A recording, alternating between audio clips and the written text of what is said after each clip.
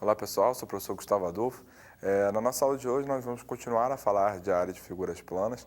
Na nossa última aula a gente trabalhou aí com a área do paralelogramo, vimos algumas maneiras de calcular a área do triângulo, né? Então hoje a gente vai dar prosseguimento ao nosso conteúdo, né, vendo as áreas de alguns outros quadriláteros, por exemplo, o losango e o trapézio. Tá ok? Bom, então vamos lá. Então, vamos aprender primeiro a calcular a área do losango. Lembrando que o losango é o quadrilátero equilátero, ou seja, é o quadrilátero que tem os quatro lados iguais. Então, vamos supor aqui que a gente tem esse losango, onde a diagonal maior desse losango mede Dzão e a diagonal menor desse losango mede Dzinho. Bom, então a ideia para se calcular a área desse losango, já que a gente sabe calcular a área do triângulo, é exatamente dividir esse losango em triângulos. Então, traçando aqui as duas diagonais, a gente obtém aqui, né, 4 triângulos. Bom, mas aí vale lembrar algumas propriedades do losango que são as seguintes. Primeiro, as diagonais elas se intersectam no ponto médio. Correto? E além das diagonais se intersectarem no ponto médio, elas são perpendiculares. Então, ao traçar as diagonais, a gente não está dividindo o triângulo o losango apenas em 4 triângulos quaisquer. A gente está dividindo o losango em 4 triângulos retângulos congruentes ainda por cima. Então, a área do losango vai ser exatamente o quê? Vai ser 4 vezes a área de cada um desses triângulos aqui. Então, para obter a área desse losango, basta calcular a área desse triângulo e multiplicar por 4. Como se intersectam no ponto médio, os catetos medem a metade das diagonais. Então, esse cateto mede Dzinho sobre 2 e esse cateto mede D sobre 2. Então, sendo assim, a área do nosso losango vai ficar 4 vezes a área desse triângulo, que vai ser como? Base vezes a altura, tudo isso sobre 2. Aí, ó, isso aqui simplifica. Então, a gente tem o seguinte. A gente tem que a área ficou, então, Dzão vezes Dzinho sobre 2. Então, para calcular a área do losango, basta fazer o quê? Basta multiplicar as diagonais e dividir por 2. Então, isso daqui ele recai, né? Ele vem da área do triângulo, né? Como a gente viu na aula passada. Bom, da mesma maneira, né, a gente também vai usar, né, a fórmula para calcular do triângulo para calcular a do trapézio.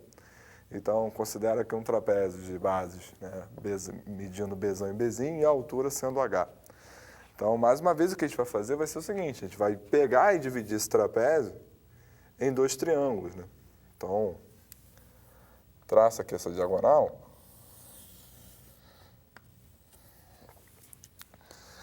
Então, nós temos aqui 2 triângulos, e eu vou dizer que a área desse triângulo aqui de baixo é S1, e a área desse triângulo aqui acima é S2. Bom, então a área do trapézio vai ser exatamente a soma das áreas desses triângulos. Então, vamos lá. Então, a área vai ficar S1 mais o quê? Mais S2. Bom, a área desse triângulo vai ser o quê? Base vezes altura sobre 2. Então, é Bzão vezes H sobre 2. A área S2, que é a área desse triângulo aqui, vai ser o quê? Base vezes a altura sobre 2. Então, vai ficar mais Bzinho vezes H sobre 2. Repare que nós temos aqui H sobre 2 em ambas as parcelas. Então, a gente pode colocar o H sobre 2 em evidência.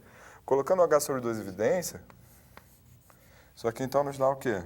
Isso aqui então nos dá que a área ficou Bzão mais Bzinho vezes H sobre 2. Ou seja, a área de um trapézio é base maior mais base menor vezes a altura sobre 2.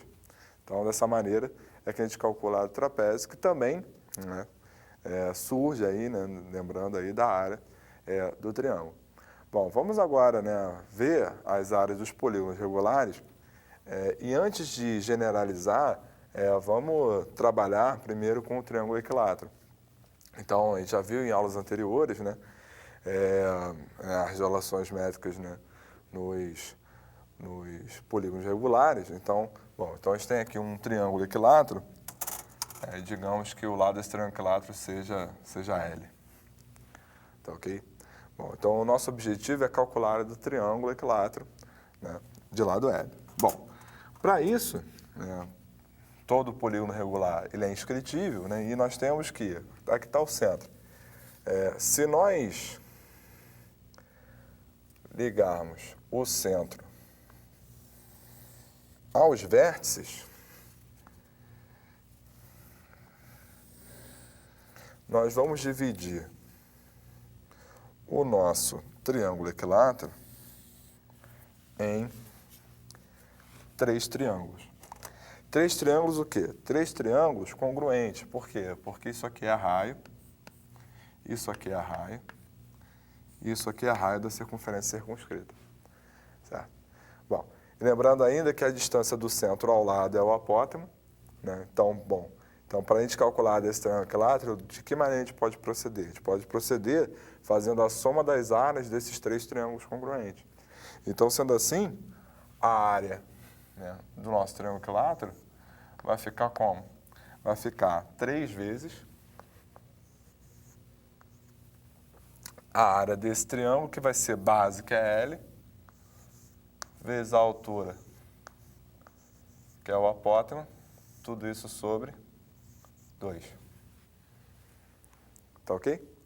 Bom, repara comigo uma coisa. Como é que a gente calcula, né, esse apótema? Vamos lembrar lá da nossa aula de relações métricas. Bom, como aqui é o centro, né? O centro do triângulo equilátero é o ponto de encontro, né, de tudo, né? Ou seja, das bissetrizes, alturas, medianas, etc. Então, esse ângulo aqui está dividido ao meio. Então, aqui é 30 graus e aqui é 30 graus.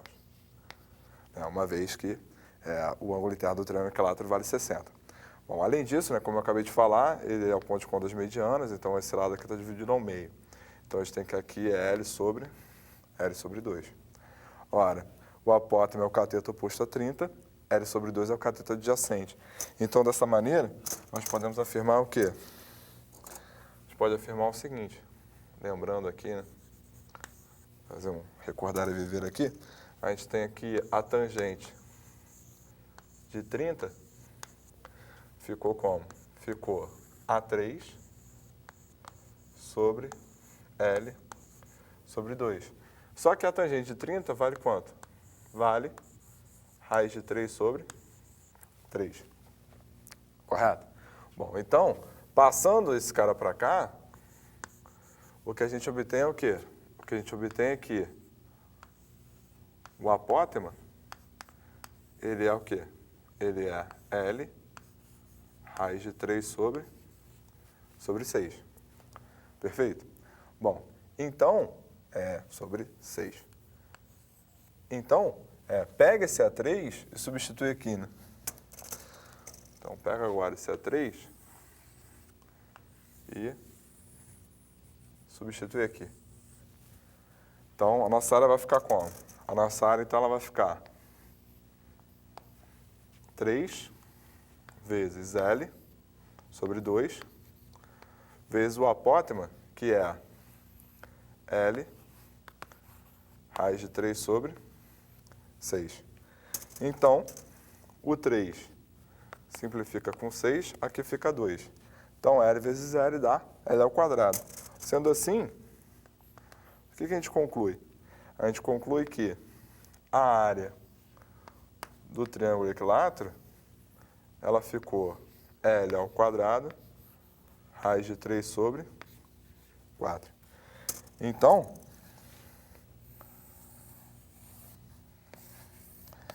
é assim que a gente calcula a área de um triângulo equilátero de lado L. Essa ideia, né, de ligar o centro, né, do polígono aos vértices e dividi-los em triângulos, ela é fundamental, né, para a nossa generalização que a gente vai fazer agora. Então, bom, aqui a gente resolveu por causa do triângulo equilátero, até porque dava uma fórmula, né, uma forma bem atrativa, mas a gente pode proceder da mesma maneira para qualquer polígono regular, né? Ou seja, um polígono regular de N lados, quantos a gente queira. Então, observa aqui comigo, né?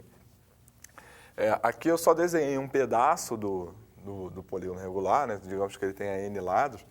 Então, bom, eu vou proceder da mesma forma, ou seja, eu vou usar a ideia de ligar o centro aos vértices desse polígono. Então, aqui, ó. Então, vou ligar daqui até aqui. Vou ligar daqui até aqui.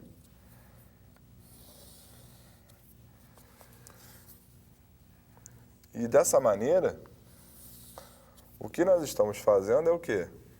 Nós estamos dividindo, né, esse polígono em quantos triângulos? Em N triângulos, porque afinal de contas nós temos N lados.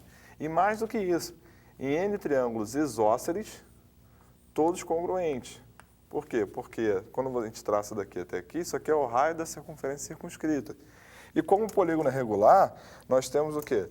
Nós temos que todos os lados têm a mesma medida. Portanto, a gente está dividindo nosso polígono em N triângulos congruentes, que todos terão a mesma área. Então, a área desse polígono vai ser N vezes a área desse triângulo. Bom, como é que a gente calcula o triângulo? É base, que no caso aqui vai ser a medida do lado, vezes a altura, que na nossa situação aqui vai ser quem? Na nossa situação aqui vai ser o apótema. Vai ser o apótema. Correto?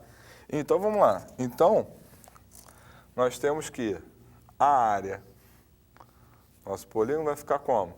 Vai ficar N vezes base vezes a altura sobre 2. Mas, repare que quem é N vezes L? N vezes L não é L mais L mais L mais L mais L mais L mais L mais L mais L, N vezes. Então, esse N vezes L nada mais é do que quem? Ele nada mais é do que o perímetro desse polígono regular. Então, como ele é o perímetro do polígono regular, o perímetro a gente representa por 2P.